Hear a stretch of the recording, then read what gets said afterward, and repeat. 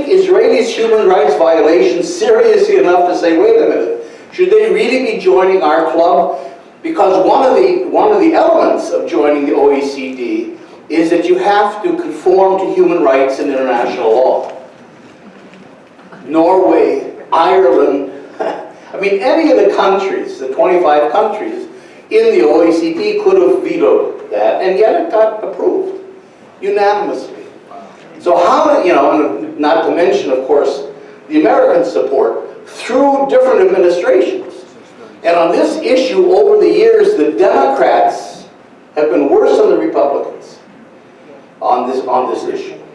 So how does that, what's going on here? Why, how can you explain that? And certainly Jewish-Israeli exceptionality is a part of it. There's a certain racial, I think, undertone. Israelis are seen as European, and Arabs aren't exactly the kinds of people that we see as allies and friends, and all of that. But there's something else going on that I just want to point out before we move on.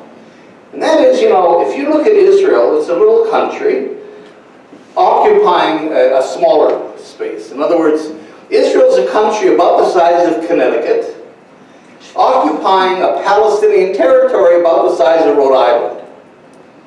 That's kind of the scale of things. So it would seem a small country.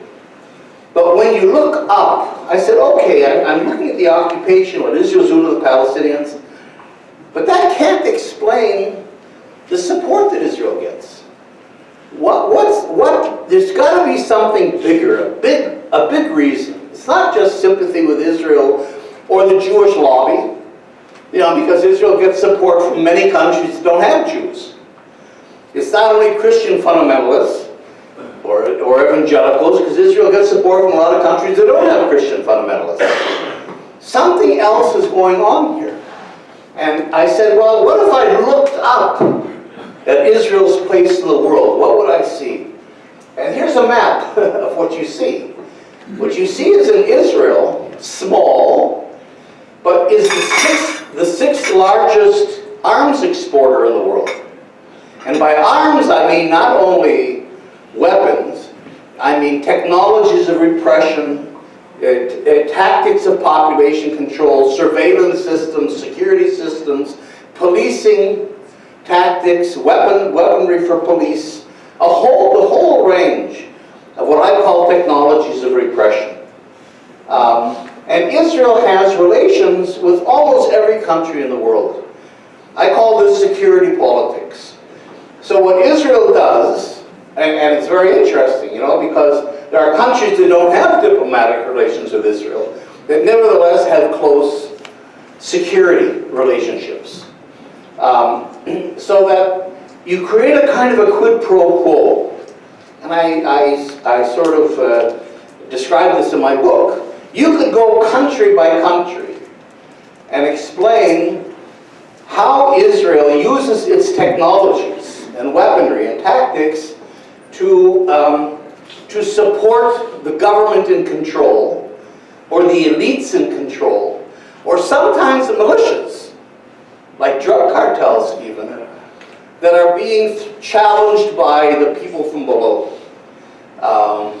In other words, Israel really works with hegemons and elites and governments and dictatorships to keep control. And I can go country by country. I won't go into that now.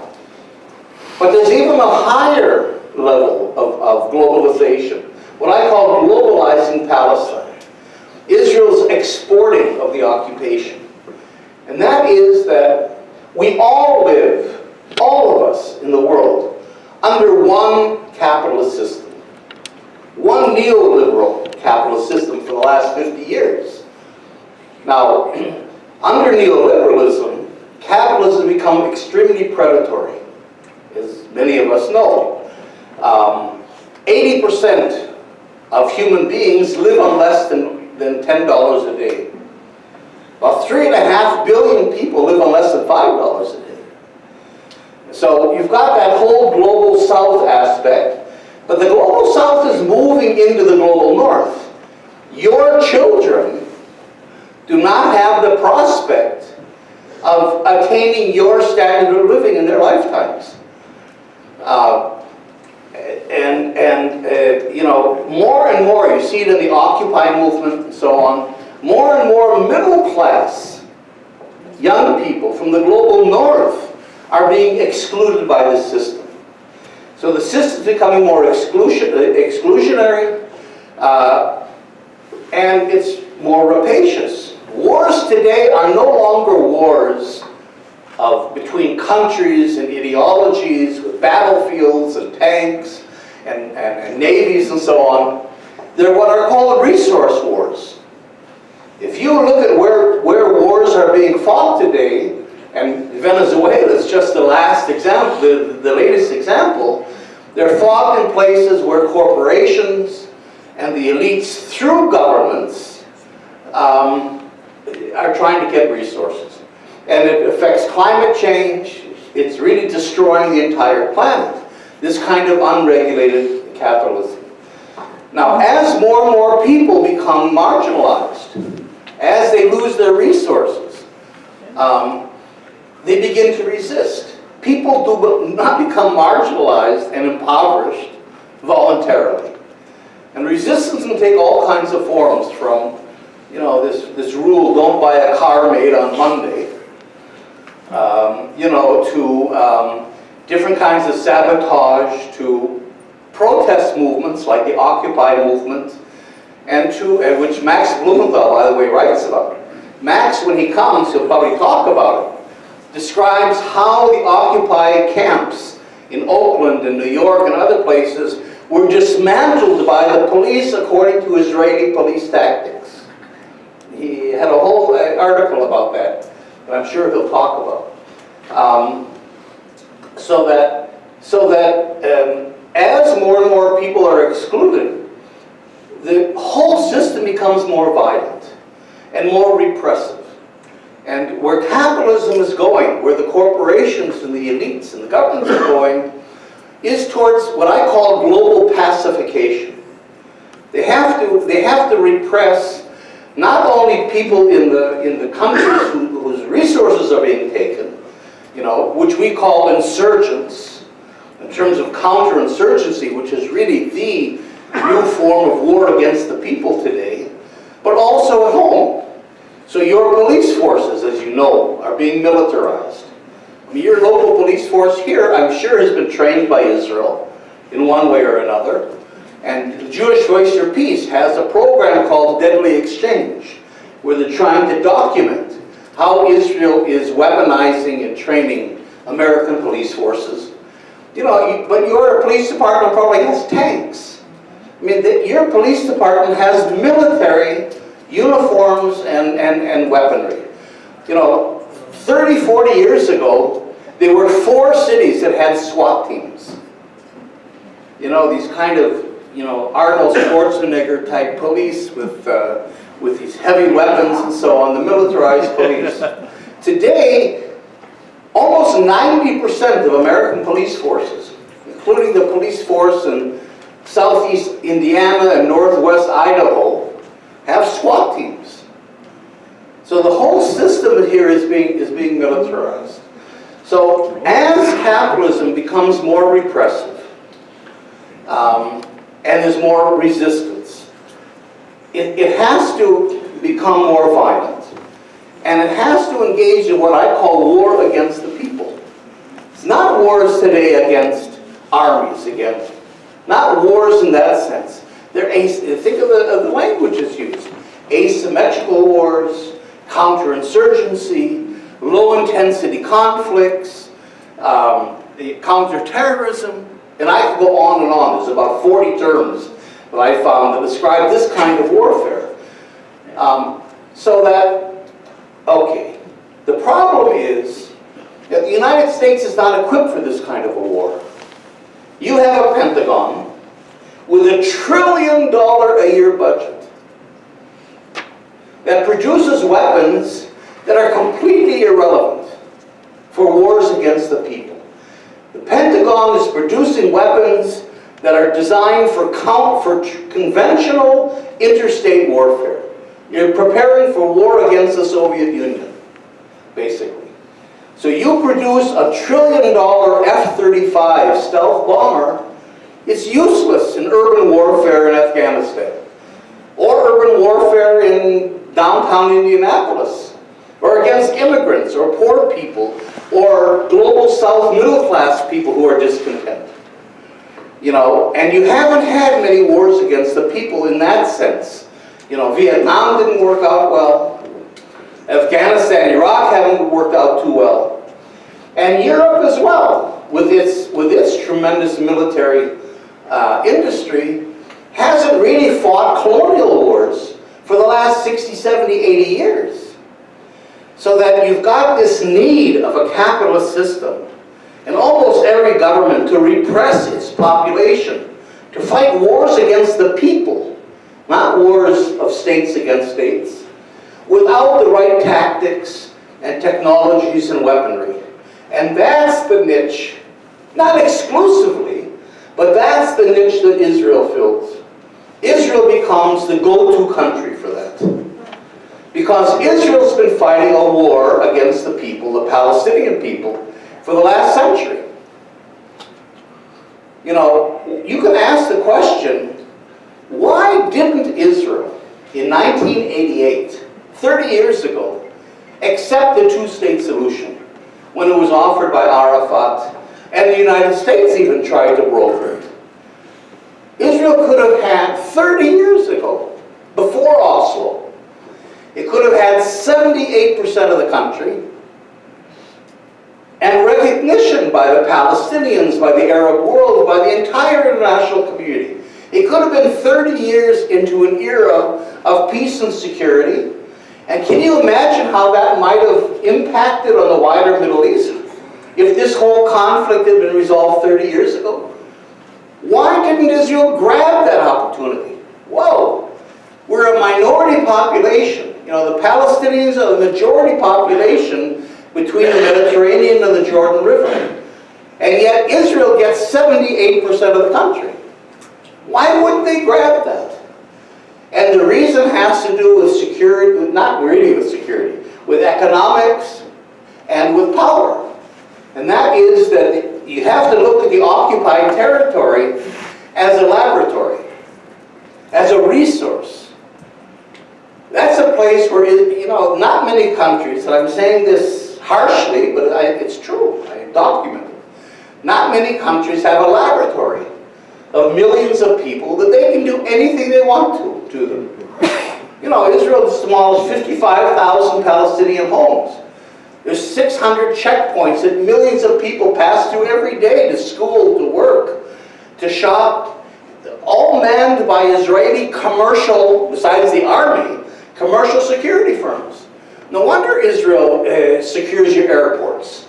No wonder it's the world's leader in biometrics and surveillance systems. It's got millions of people as guinea pigs. Gaza, you know, you can't explain the repeated attacks on Gaza, which is like Normandy, using an entire arsenal of the most advanced weaponry in the world, military weaponry, against a little tiny place with no army, and that doesn't really present a threat to you. The disproportionality between the Israeli attacks on Gaza and the actual threat is tremendous. The only way you can explain that is that Gaza is a testing ground for the development and perfection of weapons. And I have in my book a whole list of weapons that are used for the first time in Gaza. You know, and people ask me, how did you write this book about the Israeli military? Must be a lot of secret stuff. How do you get access to it? It's not secret. Some of it I'm sure is secret. But why would you develop a great weapon system or a great technology of control that you want to market and keep it secret? So there's dozens of websites of all these companies, including commercial companies, that develop this stuff. And on a lot of the websites, and just you can look them up, they have combat-proven, tested in Gaza, you know, tested, field-tested, in the occupied territory. This is what gives you the edge in the market. Why should you buy our surveillance system and not an American surveillance system? Because we've perfected ours on millions of Palestinians, not in some laboratory in Texas. You see? So that the Israeli exports all over the world begin to explain the quid pro quo, how Israel has the clout it has. And globally, because again, in this whole global system, Israel becomes the enforcer of capitalist hegemony and also the hegemony of elites in each different country. And you can't understand the world unless you get this. You know, if you take today the military and homeland security and policing, which is today one package. If you take the military, homeland security, and policing around the world, it's a $2.5 trillion a year industry. That's going to have a tremendous impact socially on countries, economically on countries. But can you imagine the economic interests involved in a $2.5 trillion? So I wrote a book, I'll be honest, I wrote a book about something I know nothing about. I couldn't tell you a tank from a grenade when I wrote the book. But I'm saying to myself, I'm an activist, I want to make the world a better place. I understand the role of economy and power and violence, and I don't know anything about a $2.5 trillion a year industry. It's kind of a big blind spot. But once you plug that in, the whole world looks different by this kind of a map. You know, we look at the world, you know, in a common sense way. You know, we have our friends, we have our enemies, all of them change day to day, and we've got allies and so on. But if you look at what I call security politics, you insert the militaries and technologies of repression, a whole different map emerges. For example, the closest ally of the United States is Israel. We love Israel. Israel, you know, we share values. The Prime Minister of Israel every 2 weeks speaks before Congress. You know, we're tied with, well, it's true. There's a lot of relations between Israel and the U.S. Israel has privileged access to Pentagon technologies. That's one of the things that gives it an edge in the world. Because Israel has access to American military technology that even European countries don't have. But, what do you find out? Israel turns out to be the second largest arms supplier to China. Whoa, China is the arch rival of the United States.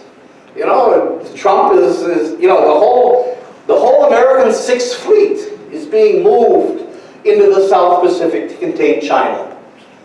John Bolton, our John Bolton, was in Israel last week.